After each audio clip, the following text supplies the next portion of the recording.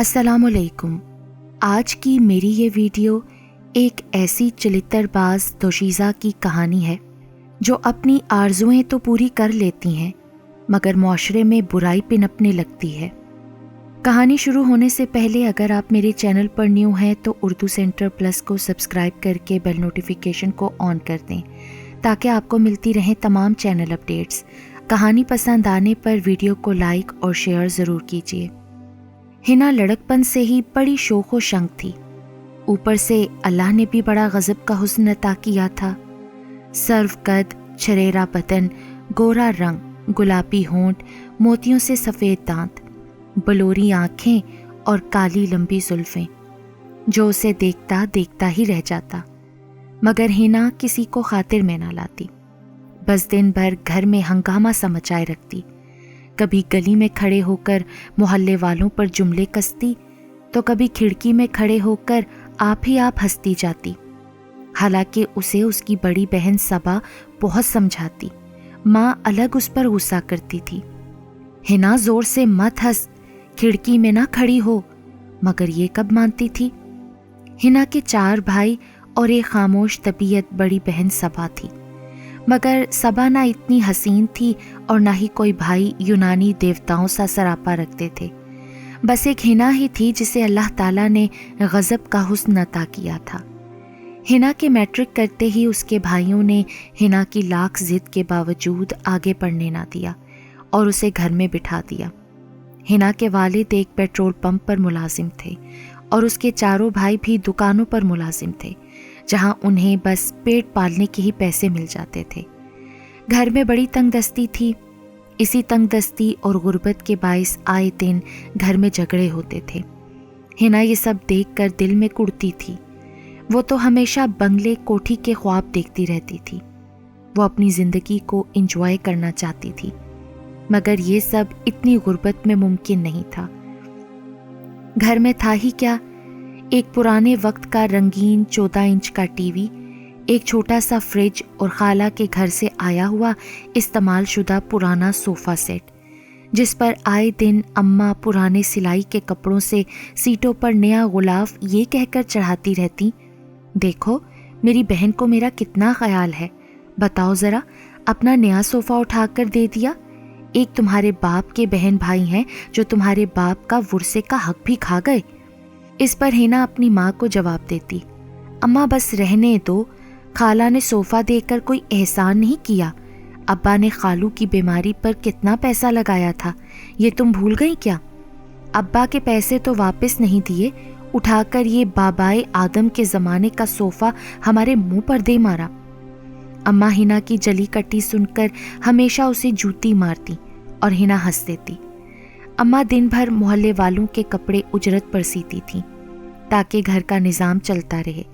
جب بھی وہ ہنا سے کہتی، ارے ہنا میرے ساتھ سلائی کیا کر، اچھا ہے آمدنی بڑھ جائے گی، اپنی بڑی بہن صبا کو دیکھ کیسا میرا ہاتھ بٹاتی ہے، ایک تو ہے کام چور کہیں کی۔ ہنا اماں کا یہ لیکچر سن کر کھلکھلا کر ہنس پڑتی۔ گھر کی آمدنی محدود تھی اور پھر کبھی بڑے بیٹے کا کام چھوٹ جاتا تو کبھی چھوٹے بیٹے کو کام سے فارغ کر دیا جاتا۔ ہنا کو ان باتوں سے کوئی غرض نہ تھی، وہ تو سارا دن خود کو بنانے سنوارنے میں لگی رہتی اور کسی شہزادے کے آنے کے خواب دیکھتی رہتی۔ بڑی بہن صبا جیسے ہی 22 سال کی ہوئی، اماں نے اسے اپنے بھانجے سے بیاہ دیا۔ بھانجا واجد بھی ایک دکان پر ہی کام کرتا تھا۔ واجد کے گھر میں بھی غربت نے ڈیرے ڈالے ہوئے تھے۔ یوں صبا ایک جہنم سے نکل کر دوسری دوزخ میں جا گری۔ اب صبا کی شادی کے بعد ہنا اور آزاد ہو گئی۔ وہ ہر شام کو بند سور کر اپنی چھوٹی سی چھت پر جا پہنچتی، جہاں محلے بھر کے لڑکے اسے دیکھ کر آہیں بھرتے۔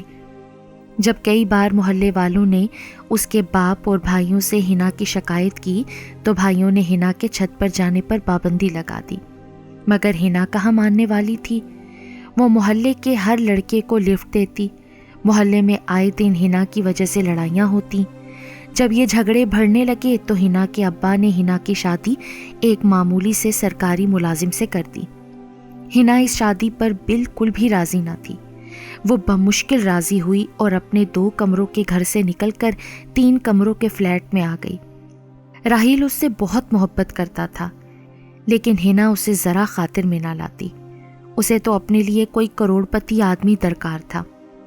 ایک دن وہ اپنی خالہ کے ساتھ ایک بڑے بلڈر کے دفتر گئی۔ ہنا کی خالہ نے کوئی فلیٹ بک کروایا تھا، مگر 8 سال ہونے کے باوجود اس بلڈر نے فلیٹ کا قبضہ نہیں دیا تھا، جبکہ خالہ فلیٹ کے تمام بقایا جات ادا کر چکی تھی۔ جب ہنا بلڈر کے دفتر گئی تو انہیں انتظار کرنے کا کہا گیا۔ پھر خاصی دیر بعد بلڈر کے بیٹے نے انہیں اپنے دفتر میں بلایا۔ بلڈر کے بیٹے سعد کو دیکھ کر ہنا تو حیران رہ گئی۔ سعد 6 فٹ کا انتہائی حسین و جمیل کروڑ پتی آدمی تھا۔ ہنا کو سعد کی شکل میں اپنی منزل نظر آنے لگی۔ اس نے سعد کا موبائل نمبر لیا اور بہانے سے اس سے باتیں کرنے لگی۔ سعد پہلے سے شادی شدہ اور 2 بچوں کا باپ تھا، مگر ہنا یہ سب کچھ جاننے کے باوجود اور خود شادی شدہ ہونے کے باوجود سعد کو اپنے دام میں لانے کی کوشش کرنے لگی۔ سعد بھی ایک مرد تھا، وہ کیسے پیچھے رہتا؟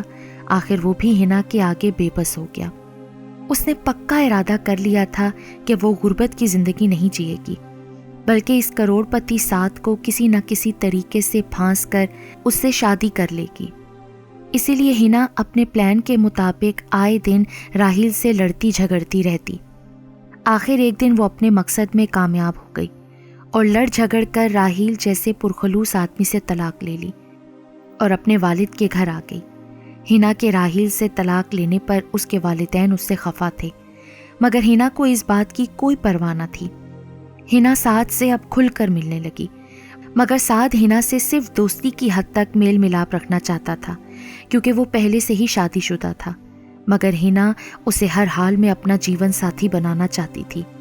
آخر ہنا ایک دن سعد کو لے کر اس کے فارم ہاؤس جا پہنچی، پھر اپنے حسن کے تیر سے سعد کو شکار کر لیا۔ اب ہنا کو اپنی منزل صاف نظر آنے لگی تھی۔ اس گناہ کے بعد ہنا نے سعد کو بدنام کرنے کی دھمکی دی، جس پر سعد نے نہ چاہتے ہوئے بھی ہنا سے شادی کر لی۔ شادی پر سعد نے ہنا کو اس کی خواہش کے مطابق شہر کے ایک پوش علاقے میں ایک بڑا خوبصورت اپارٹمنٹ خرید کر دے دیا۔ ہنا کو بہت جلد عیاری اور مکاری سے اپنی منزل مل گئی۔ وہ بہت خوش تھی۔ شادی کے چند دن بعد جب ہنا سعد کے ساتھ لینڈ کروزر میں بیٹھ کر اپنے والدین کے گھر آئی تو سارا محلہ اور خود اس کے گھر والے اس کے ٹھاٹ باٹ دیکھ کر حیران تھے۔ دولت کی فراوانی نے اسے اور حسین بنا دیا تھا۔ سیاہ رنگ کی کامدار ساڑی میں ہنا کوئی آسمانی حور معلوم ہوتی تھی۔ وہ بڑے غرور سے اپنے گھر میں داخل ہوئی۔ اس نے اپنے حسن، چالاکی اور چلتر سے بڑی جلد اپنی منزل کو پا لیا تھا۔ ہنا کو دیکھ کر گلی کے نکڑ پر کھڑے ہوئے کاکو نے بالے کو سرد سی آب بھرتے کہا، یار ہنا کے تو مزے آ گئے، ایک چھوٹے سے گھر سے محل میں جا پہنچی۔ اس پر بالے نے بڑی حسرت کے ساتھ یہ جواب دیا، یار کاکو، بات یہ ہے کہ ہنا عورت ذات ہے، خوبصورت ہے۔ حسین عورت اگر چلتر باز بھی ہو تو اپنے حسن اور چالاکی کی سیڑھیوں سے ایک چھوٹی سی کٹیا سے نکل کر اونچے محل تک جا پہنچتی ہے، اور ہم بیچارے مرد تو ہمیشہ غربت کی دلدل میں پھنس کر بس کولہوں کے بیل ہی بنے رہتے ہیں۔